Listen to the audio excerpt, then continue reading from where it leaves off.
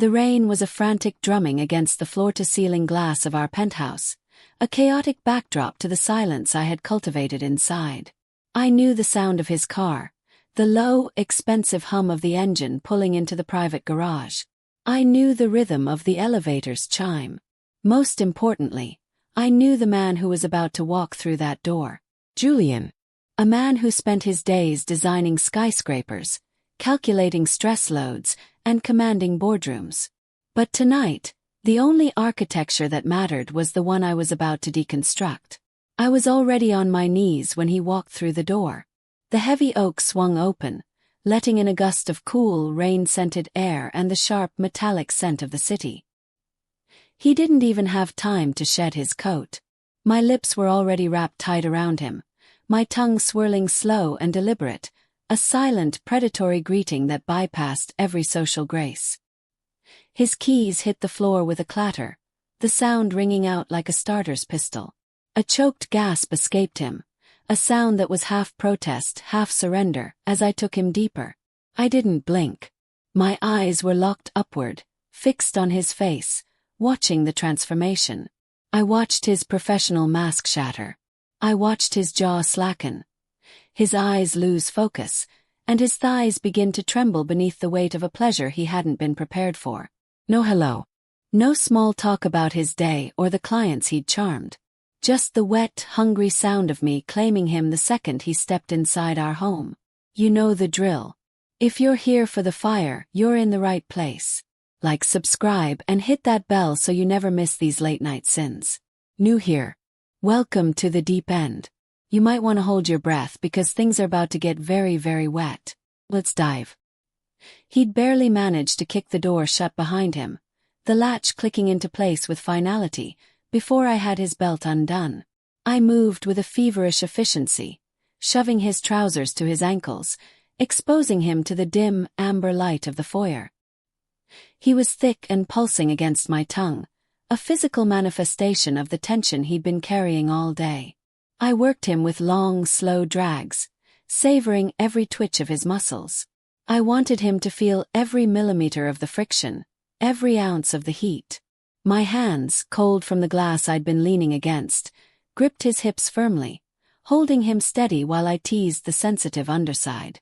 I took him to the back of my throat until his fingers knotted hard in my hair, not pulling away, but anchoring himself to the only thing keeping him upright. I kept him right there, teetering on that razor-thin edge between sanity and collapse. I pulled off just long enough to look him in the eye, my voice a low, honeyed rasp. You taste like you've been thinking about this all day, I whispered, the words vibrating against his skin. I didn't wait for an answer. I didn't want one. I dived back down, finishing what I started. When his legs finally gave out and his breath turned into a ragged, desperate prayer, I let him spill, hot, deep, and total. I swallowed every drop, my eyes never leaving his, watching him moan my name like a man who had forgotten every other word in his vocabulary. Only then did I stand. I wiped the corner of my mouth with a wicked little smile, the taste of him still lingering, and tugged him toward the bedroom. He followed like a man already half gone, his designer shirt half unbuttoned, his eyes dark and dazed. We barely made it to the mattress before I was climbing over him, straddling his hips, grinding down so he could feel exactly how soaked I was from just tasting him. The friction was a slow burn, a promise of the wreckage to come. You feel that? I murmured, rolling my hips in a slow, filthy circle that made him catch his breath. That's what you do to me. I sank down onto him, inch by torturous inch. I wanted to feel the stretch, the heat, the absolute invasion of him filling me completely. We both stilled for a heartbeat, locked together in the center of the bed, breathing hard, our hearts drumming a frantic, synchronized rhythm. Then the pace changed. I rode him hard and deep, chasing that specific spot that made his eyes roll back into his head. I watched his hands, usually so precise with a drafting pen, bruise my hips as he tried to keep up with the storm I had unleashed. I leaned down, my hair draping over his chest like a silken veil, and growled into his ear. Come inside me, baby. Give it all to me. He shattered. His hips bucked, spilling deep inside me with a broken moan that echoed off the minimalist walls of our sanctuary.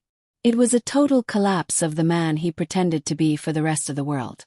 Afterward, we lay there, slick and spent. The air in the room was heavy, smelling of sex and expensive cologne.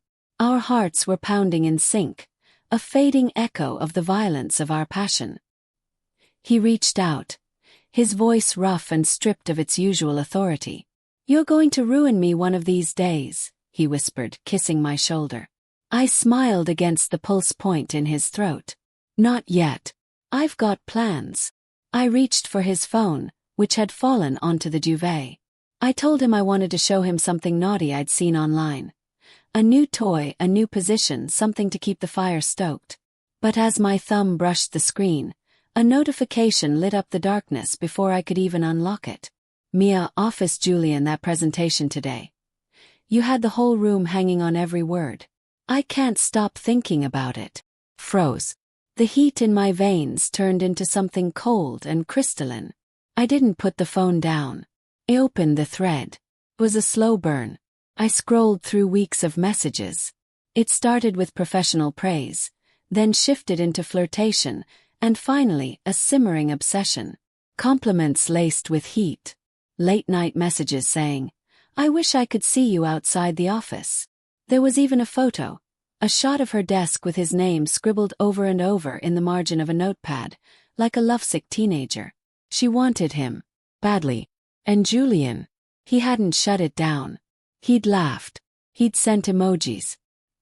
He'd let the spark flicker, feeding his ego with her adoration while he came home to me. I turned the phone toward him, the blue light casting harsh shadows over my face. "She's been trying to get close to you for months. You know that, right?" He blinked, still blissed out from the sex, his brain struggling to catch up. "Arya, come on. She's just being nice. She's a junior, she looks up to me." I arched a brow, my voice dropping an octave. "Nice doesn't text. I wonder what your hands would feel like on me, at midnight, Julian." He flushed, the guilt finally creeping into his expression. "I guess. I like the attention." It felt good. I leaned in, my lips brushing his ear, but the warmth was gone. This was the hunt. "You like knowing she's thinking about you like that? You like knowing she's clenching her thighs under her desk while you're giving a presentation?" His breath hitched. The honesty came out, stripped bare by the vulnerability of the moment. "Yeah, maybe a little." I smiled, slow, dangerous, and predatory. "Good," I whispered. "Because I'm about to show you what happens when someone else tries to play with what's mine." I didn't feel jealousy. I felt a ravenous, dark hunger. Mia wanted a piece of my world. The sun didn't rise over the city so much as it bled through the smog, a pale, sickly gray that filtered into our bedroom. Beside me, Julian was still dead to the world, his breathing heavy and rhythmic. He looked innocent in sleep. His sharp features softened, the calculating architect replaced by a man exhausted by his own desires. I watched the rise and fall of his chest, thinking about the messages on his phone. Most women would have spent the night crying in the bathroom or packing a suitcase. But I've never been most women. I don't build walls. I tear them down to see what's hiding underneath. I didn't feel the sting of betrayal. Instead, I felt a low, vibrating hum of excitement. Mia hadn't just reached for my husband. She had stepped into my garden, and she had no idea that I was the one who tended the thorns. I stayed in bed long after Julian left for his early client meeting. I replayed every message she'd sent him. I pictured her at her desk, wearing something just a little too short, leaning over his shoulder to look at a blueprint, her perfume lingering in his office long after she left. I imagined her thighs clenching as she typed those midnight texts. The more I visualized her, the hotter the idea burned. I wasn't jealous. I was ravenous. Wait, before we get into the confrontation, have you ever had that gut feeling and actually found something? Or are you the type to let it slide? Tell me in the comments. Forgive or fire. I want to know your limit. Now let's see how I handled Mia.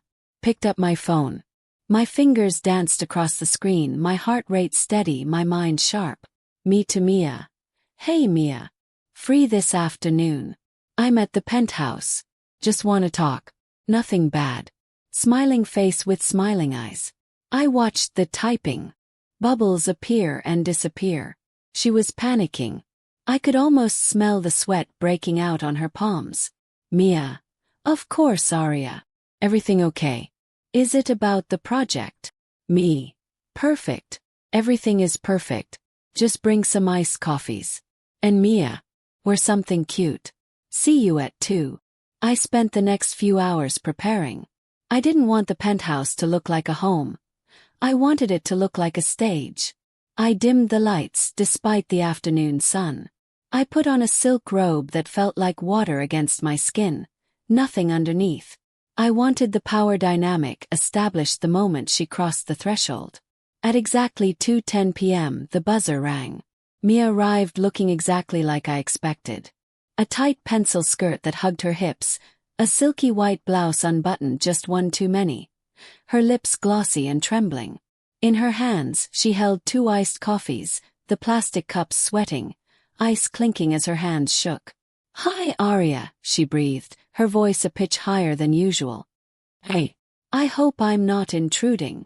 Not at all, I said, stepping back to let her in. I didn't take the coffees. I let her carry them into the living room, watching the way her heels clicked nervously on the hardwood. You look even more beautiful in person, Mia. The photos don't do you justice. She blushed, a deep crimson that crept up her neck. Thank you. I didn't know you'd seen photos of me. Oh, I've seen a lot of things, I said, my voice dropping into that low, dangerous register. I walked toward her, closing the gap until I could smell her floral perfume. Something sweet, something young. Something that didn't belong here. I know you've been texting Julian. The coffee cups shook violently. For a second I thought she might drop them. Her eyes went wide, swimming with fear. Arya, I can explain. It's not what it looks like. He's my mentor, Shoo. I reached out, pressing my thumb over her lower lip, silencing her. I told you nothing bad. I'm not angry. She blinked, her breath hitching. You're not. I'm intrigued, I whispered, stepping closer, my robe brushing against her skirt. Most women don't have the courage to go after what they want so shamelessly. It's almost admirable. I took the coffees from her hands and set them aside on the marble countertop without breaking eye contact. I watched her swallow, her throat working as she tried to process my tone. She was waiting for the scream, the slap, the demand for her resignation. Instead she got me soft, close and predatory. You're really okay with it, she whispered, her voice barely audible. I didn't answer with words. I leaned in, my nose brushing hers, and captured her lips in a kiss. It was soft at first, a test of her boundaries. She froze, her body stiff as a board. But then as I deepened the kiss, slow, wet and hungry, I felt her resolve shatter. A small, broken gasp escaped her, and her hands, which had been hovering awkwardly at her sides, found my waist. She melted. That was the only word for it. All that nervous energy, all that repressed desire she'd been funneling into Julian, suddenly diverted toward me. I broke the kiss just enough to murmur against her mouth. Julian has good taste, but he's always been a bit traditional. He doesn't know how to appreciate a spark like yours. I walked her back toward the velvet couch, my fingers already working her buttons open, peeling the silk blouse away from her shoulders. Underneath, she wore a pale lace bra that made her look fragile. I kissed down her throat, her collarbone, feeling her heart hammering like a trapped bird against her ribs. You're so soft, Mia, I groaned, my hand sliding down to hike up her skirt. Took my time. I wanted to learn every spot that made her arch her back, every sound that signaled she was losing control. I wasn't just touching her. I was remapping her. I wanted her to realize that everything she thought she wanted from my husband was just a shadow of what she could have with me. When she finally shattered, quiet, shaking, her fingers twisted so hard in my hair I thought she might pull it out, I held her close. I whispered into her ear how perfect she was, how exquisite her skin felt. Afterward, she lay there on the sofa, dazed, her cheeks flushed, her blouse discarded on the floor. "I've never, with a woman," she whispered, looking up at me with a mix of awe and terror. I kissed her temple, smoothing her hair back. "You were exquisite. You have a gift for this, Mia." She laughed shakily, a sound of pure disbelief. "You're dangerous, Arya. I thought you were going to ruin my life today." "Maybe I still am." I traced her jawline with a sharp fingernail. "But I'm not done with you yet." I slipped my own robe off, letting it pool at my feet. Her eyes darkened, the fear replaced by a sudden, sharp hunger. She reached out, her fingers trembling as she touched me like I was something forbidden and holy. When her mouth finally found me, I let my head fall back against the cushions, pleasure rolling through me in thick, devastating waves. It wasn't just the physical sensation. It was the victory. I had taken the woman who tried to steal from me and turned her into a weapon. When I came, it was quiet but complete, my legs trembling, her name a soft gasp on my lips. We stayed tangled together for a long time, the afternoon light fading into a deep, bruised purple. We laughed under our breath, a pair of conspirators in a room full of secrets. Then the heavy click of the front door echoed through the penthouse. Mia stiffened, her eyes darting toward the foyer. "Is that?" I smiled, a slow, wicked curve of my lips. I pressed a finger to her mouth. "Shoo. This part is for him." Footsteps climbed the stairs, slow, heavy, the sound of a man coming home to what he thinks is his stable, predictable life. The bedroom door swung wide. Julian froze in the doorway. The scene before him was his wildest dream and his worst nightmare combined into one.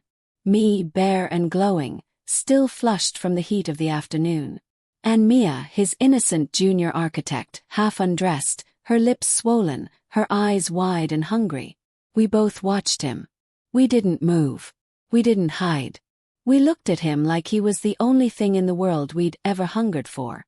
I crooked a finger at him, my voice dripping with honey and sin. "Come here, baby. You've been such a good boy today. Time to collect your reward." The air in the room didn't just feel heavy.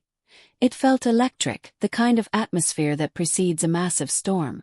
Julian remained paralyzed in the doorway, his leather briefcase slipping from his hand and thudding onto the rug. His eyes moved in a frantic, disbelieving strobe between me and Mia. He saw the silk of my robe discarded on the floor and the lace of Mia's bra. Her hair a mess, her skin flushed with the unmistakable glow of what we had just done. He looked like a man who had walked into a sanctuary and realized the gods were real, and they were hungry. "Julian," I said, my voice barely a whisper, yet it cut through the silence like a blade. "Don't just stand there. The door is closed. The world is outside. And in here, you have everything you've been dreaming of." He stepped forward, his movements stiff, like a dreamer afraid that one wrong step would wake him up. I met him halfway. I didn't give him a chance to speak, to apologize, or to ask questions. I grabbed the lapels of his suit jacket and pulled him down into a kiss that was anything but gentle. I let him taste Mia on my tongue, the sweetness of her gloss, the salt of her skin. He groaned, a deep, guttural sound of surrender, and his hands finally found my waist, squeezing with a desperation that told me he was finally truly home. "Pause right there. Look at his face. That's the look of a man who realized he didn't have to choose between the hearth and the fire. He could have both. But here's the kicker. Who do you think is really in control here? Is it the man in the middle, or the woman who brought the match to the gasoline? Drop your theories in the comments. I'm reading. Now back to the heat. I stripped him slowly, reverently. Each piece of his professional armor, the jacket, the silk tie, the button-down shirt, fell to the floor until he stood before us, exposed and pulsing with a need that had been building for months. Mia watched from the edge of the bed, her eyes wide, her breath coming in short, shallow hitches. She looked like she wanted to run and dive in all at once. I reached out a hand to her, beckoning. "Help me, Mia," I murmured. "He's been a very busy man. He deserves to be worshipped. She crawled toward us, her movements hesitant but her eyes burning with a new, dark confidence. Together, we guided him to the center of the bed. We became a flurry of soft hands and soft mouths, a relentless assault on his senses. We moved like a well-rehearsed team, though we had never spoken a word about this. I led, and she followed, her youthful energy a perfect counterpoint to my calculated intensity. We worshipped him together. We took our time, teasing every inch of him, listening to the way his breath hitched and his fingers knotted in the sheets. I watched Julian's face, the way his eyes rolled back when Mia's lips found him, and the way he reached for me, needing my eyes to anchor him as he drifted further into the haze. "You like this, don't you?" I whispered, leaning over him so my hair brushed his chest. "Having her here. Having me show her exactly how you like to be touched." He couldn't even form words. He just nodded, his body bucking slightly as we pushed him closer to the edge. I eased him inside her while I straddled her face, creating a cycle of pleasure that was raw and absolute. The sight of him sinking deep into the woman who had spent months pining for him, the feel of her tongue against me, and the sound of Julian's broken moans echoing off the walls. It was everything. It was the ultimate architecture, a structure built on desire, power, and the total dissolution of boundaries. We moved together in a rhythm that felt like it had been waiting for us forever. The tension that had existed between the three of us, the secrets, the texts, the hidden glances, it all burned away in the heat of that room. There was no more Mia the junior architect, Julian the husband, or Arya the wife. There was only the friction, the heat, and the overwhelming weight of the moment. When he couldn't hold back any longer, when his body locked and he spilled with a raw, helpless sound, I leaned down and kissed him through it. I drank every cry, every gasp, making sure that even in his moment of total release, he knew exactly who he belonged to. Afterward, we collapsed into a heap of tangled limbs and damp skin. The room was silent, save for the sound of our three breaths slowing down in sync. The storm outside had passed, leaving only the quiet drip of rain against the glass. I rested my head on Julian's chest, feeling his heart hammer against my ear, while my other hand stroked Mia's hair. She looked dazed, like she'd just survived a beautiful wreck. I pressed a kiss to Julian's jaw, my voice a silken thread in the dark. "That," I whispered, "is what happens when someone else tries to steal what's mine. I don't lose, Julian. I only expand my empire." I looked between the two of them, a slow, predatory smile spreading across my face as I saw the way they both looked at me, with a mix of adoration and a hint of healthy fear. "So," I whispered, my fingers dancing over them both, "who's ready for round two?" The morning light hit the penthouse with a surgical precision, cold and unforgiving. By 8 a.m., the scent of expensive sex had been replaced by the sharp, acidic aroma of dark roast coffee. Julian was already in his suit, his fingers trembling slightly as he adjusted his cufflinks in the mirror. Mia sat at our breakfast bar, wearing one of my oversized silk shirts, her eyes staring into her mug like she was looking for the blueprints to her new life. The silence wasn't awkward. It was weighted. It was the silence of a foundation that had shifted and settled into a new, sturdier shape. "You're going to be late," I said, leaning against the doorframe in my robe. They both looked at me at once. The synchronicity was beautiful. Julian looked at me with a newfound reverence, a man who realized his wife wasn't a boundary, but a gateway. Mia looked at me with a mixture of submission and hunger. She wasn't the other woman anymore. She was an acquisition. "We have the Henderson pitch at 10, Julian said, his voice regaining its professional edge, though it cracked slightly at the end. "Go," I whispered, walking over to him. I straightened his tie, my fingers lingering on his throat. "And remember, Julian, every time you look at her across the conference table today, every time she hands you a file, I want you to remember the sound she made last night. And Mia." She looked up, her pulse visible in her neck. "Don't forget who gave you permission to stay. This is the part they don't tell you in the movies. The happily ever after isn't about white picket fences. It's about building a world where you make the rules. Are you the architect of your own life? Or are you just living in someone else's design? Drop a hammer in the comments if you're ready to break the mold. Let's finish this. The office became our private theater. Julian sent me updates throughout the day. Not of spreadsheets, but of glances. 11:15 a.m. She's wearing the skirt from yesterday. Can't focus. 2:45 p.m. We're in a meeting with 6 partners. She just caught my eye and blushed. I think they know something is different. I didn't reply to every text. I let the tension simmer. I spent the afternoon at the gallery, sipping champagne and watching the normal world go by. They seemed so small, so trapped in their binary choices, loyalty or betrayal. They didn't realize that there was a third option, total ownership. By the time they returned to the penthouse that evening, the dynamic had solidified. Mia didn't bring coffee this time, she brought herself. She went straight to the kitchen to start dinner, moving through my home with a quiet, careful grace. Julian went to his study, but the door stayed open. He wasn't hiding anymore. We had built a new normal. A house of glass where I held the only stone. As the sun dipped below the skyline, casting long golden shadows across the floor, I sat on the terrace with my phone. I watched the notifications roll in, my followers, my regulars, begging for the next update, the next sin, the next lesson in power. I looked back inside. Julian was standing behind Mia at the counter, his hands on her waist, whispering something into her ear. She leaned back against him, her eyes finding mine through the glass.